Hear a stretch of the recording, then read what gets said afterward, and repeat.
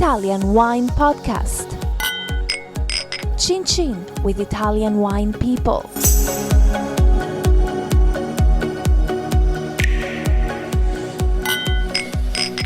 This podcast is brought to you by Native Grape Odyssey. Native Grape Odyssey is an educational project financed by the European Union to promote European wine in Canada, Japan, and Russia. Enjoy. It's from Europe. Hello, this is the Italian Wine Podcast with me, Monty Waldin. My guest today is Tommaso Chiarli. Tommaso's family estate is called Cleto Chiarli, and you produce Lambrusco. Yes, we do. So I'm part of the family, as Monty said. Our family is the oldest Lambrusco producer in Emilia-Romagna and especially the oldest winery in Emilia-Romagna. So when was it founded? The company was founded in 1860 by the founder Cleto Chiarli. That was his name. I'm now into the fifth generation in the family business. The history of our company is very linked to the history of the region. We were one of the first businesses in the region. So what did Cleto have, your great-great-great-great-grandfather? What did he do? So Cleto sort of followed the typical Italian entrepreneurial history. He owned and ran a restaurant under the name of Osteria dell'Artigliere in the center of Modena. What is artigliere? What is an artigliere? Artigliere means pretty much handling weapons. Oh, an artillery. Artillery, yeah. So it's the artilleryman's osteria. Exactly. So he was an artilleryman? Not really. Oh, okay. That was the name of the osteria. I believe he acquired the osteria from someone else. Okay. At the time. So he was already we can see some clever marketing. Exactly. One of your family traits. Okay. Very aggressive marketing.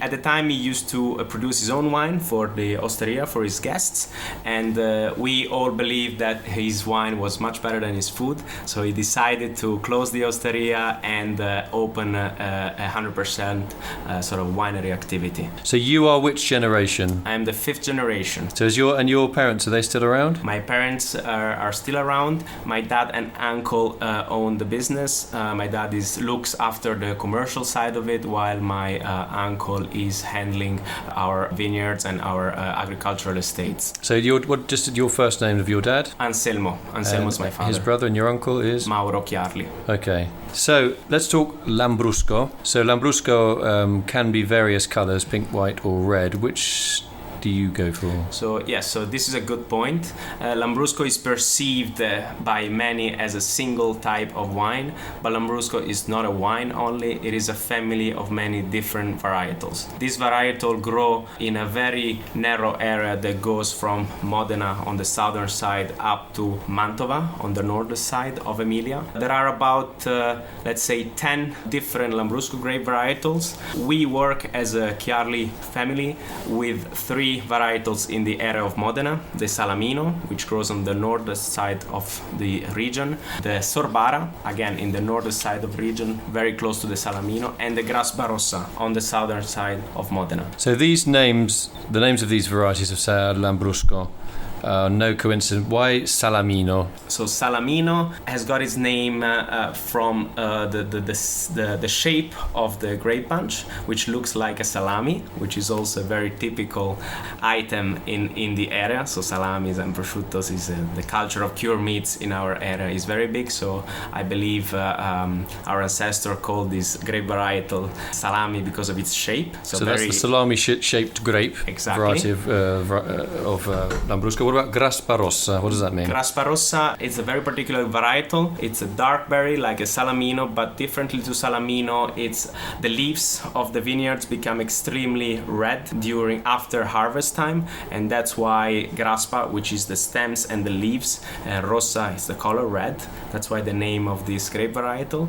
While the Sorbara, the third varietal in the northern side of Modena, gets its name from a small village in the area, which is called Sorbara. What is the particularity of the Sorbara? Is it a very deeply coloured red one like, say, Salamino? No, Sorbara is perhaps the most different Lambrusco grape varietal in the area. The Sorbara has a very thin skin compared to other Lambrusco grape varietals, so the color of this wine is very bright but light red. It lacks sugars naturally. What I mean by that, normally Lambrusco grape varietals have a natural high sugar content and high acidity. This grape varietal is the only one that does not have a high sugar content naturally. Therefore, you cannot find this Lambrusco in a semi-sweet or sweet form, only in a dry style. So it's like a dry rosé. It's like a dry fizzy rosé, isn't it? Yes, sometimes people sort of look at this wine as a rosé, but I want to stress out that this is a red wine, very particular red, but it's fully macerated, and therefore it is a red Lambrusco. And for me, it's one of the most underrated wines in Italy. It is. It is also the Lambrusco that is helping the Lambrusco area and most producers gain a good reputation in the world of wine, perhaps because consumers are drinking drier than before, and this is the Lambrusco grape varietal that, as I said, fits this criteria. It has, again, a great acidity. It matches perfectly with very salty, savory food, very different cuisines worldwide, such as the spices from the eastern part of the world. So in my opinion, it is the Lambrusco of the future. But again, I urge every consumer and every person working in the trade to try all the different Lambrusco grape varietals. And what I think is very important for Lambrusco is the fact that each one of us can find its own favorite varietal, and this is very important from a producer perspective. So you're saying that because Lambrusco, we kind of think, it's just one type of wine that you can put in one little box. But what you're saying is, apart from the fact we have Sorbara, which is a very light, modern type of Lambrusco, but you have the red Lambrusco as well. But they're all incredibly different. Exactly. Depending on which varietal that they're made from. So throughout a full meal with different sort of food pairing contexts, you can find the right Lambrusco. Okay, so if I come to your estate, I've actually had dinner at your estate with your dad, and he's one of the funniest people I've ever seen. He really is hilarious. Okay, I can see you got the same. It's not with me, but no, you got the same kind of smile. I think I can see that you're cut from the same cloth. So if we have, I come to your dinner. This time I'm having dinner with you, and you want to show me your whole range of wines, and you're going to choose the food pairings. Yeah. So let's just go through. What are you going to give me for dinner, and why? So if we would like to stick to the area, which I think is the most important way to go, it's to start with a platter of cured meat, moving from prosciutto di Parma to mortadella from Bologna and salami. With this kind of salty, cold cuts, the Sorbara is, for me personally, the ideal wine to pair. The acidity helps washing away the savory of the cured meats, the salt that these cured meats have. We can move then to sort of a filled egg pasta, such as ravioli and tortellini. Here you can move to a dry style Grasparossa, which has a higher content of tannins and therefore can really sustain the heavier and tastier characteristics of filled pasta of the area. For a second course, we do not have just the main in Italy, as you know.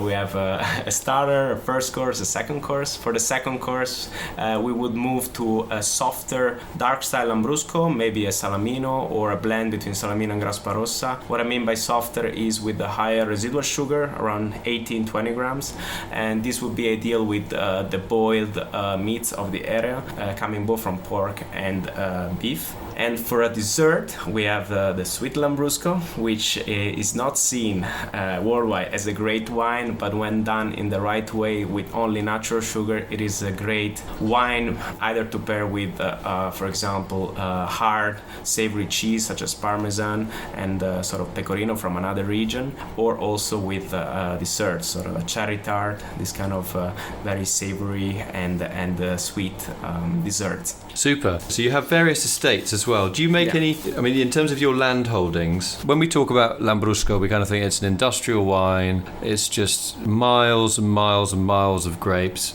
of vineyards with heavily laden with grapes. It all gets chucked into big tanks and munched up and spat out as Lambrusco.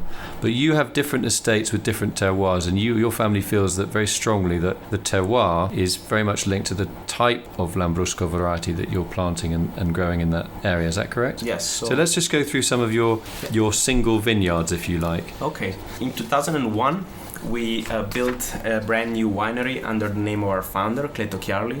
So our family business started, as I said, in 1860. We had an historic cellar up to 2002. Then we constructed a new winery for the production of high-quality Lambrusco. In this winery, we believe that in order to have this quality in our Lambruscos, we have to pick and grow the right varietals in the right areas. Therefore, we've been owning over 100 hectares of vineyards in the best DOC areas of Lambrusco, and we have 3 main estates for the 3 grape varietals. The Sozzigalli in the north of Modena, we have around 30 hectares. This is a land between 2 rivers, very rich in sand and silt. And the names of the rivers are, one of them is the Secchia, right? Secchia and Panaro. These are the 2 rivers. So this is sandy, well-drained, flat. Well-drained, yes. Barely the need to water the vineyards in summertime, despite the heat and the lack of rain in the area.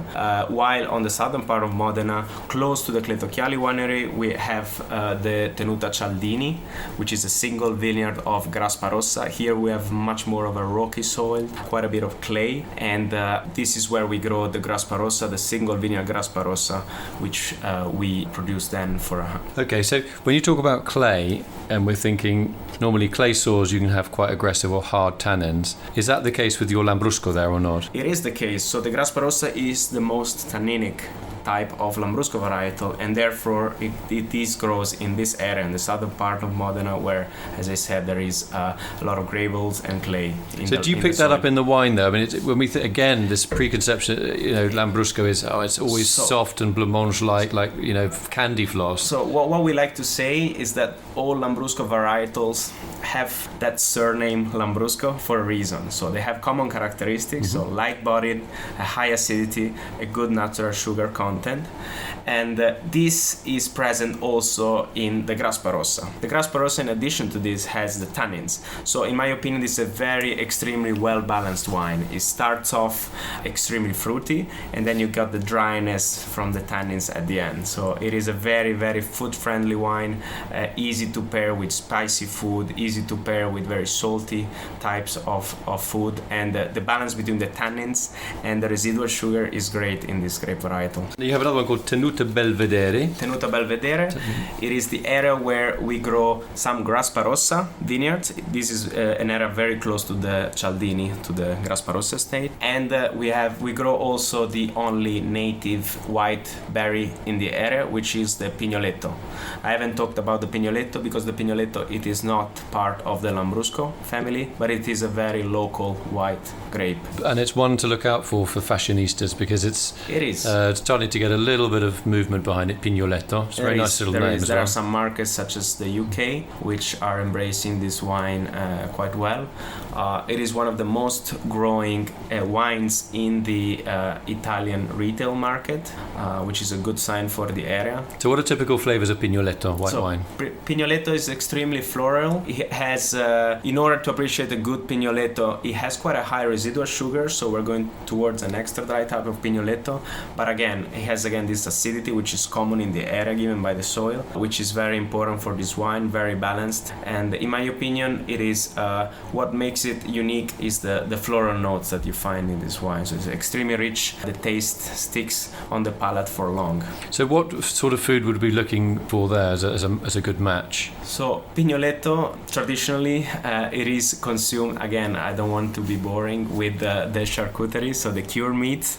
We do not have a culture of seafood in the area, although it would be very interesting to have it with the fried fritto misto, so fried squid, fried prawns, this kind of rich and salty seafood type. So I think this is a good pairing, and of course there is a percentage of consumers locally that does not like Lambrusco, and that's what they drink. So yeah, you should launch a competition, the Cleto Chiarli Pignoletto food matching competition. The sommeliers who comes up with the best food matches, something like that. Yeah, I'm afraid they like the food more than the wine, though. Well, you like food more. Okay, that they like. Oh yeah, okay. So I'll cut all that out. Okay, so that was Tenuta Belvedere, Bellevue. That's your vineyards done then, I guess, yeah? So how do you see the future of Lambrusco, the perception, probably in the mind more of people in the wine trade than consumers? How can you get people to drink more Lambrusco, or appreciate Lambrusco, I should say?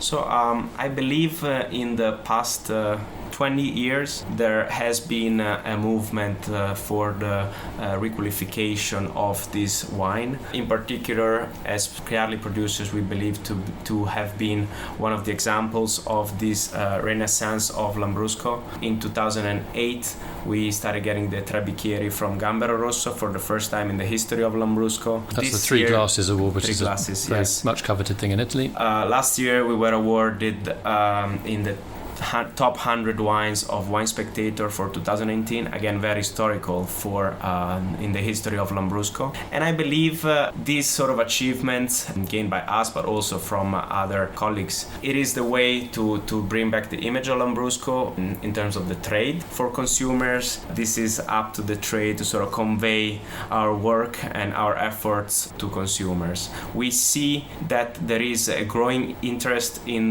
this high quality type of Lambrusco in specific markets such as the US, Japan, the northern part of Europe, but we see that there is still out there a less good Lambrusco that is being offered to consumers nowadays.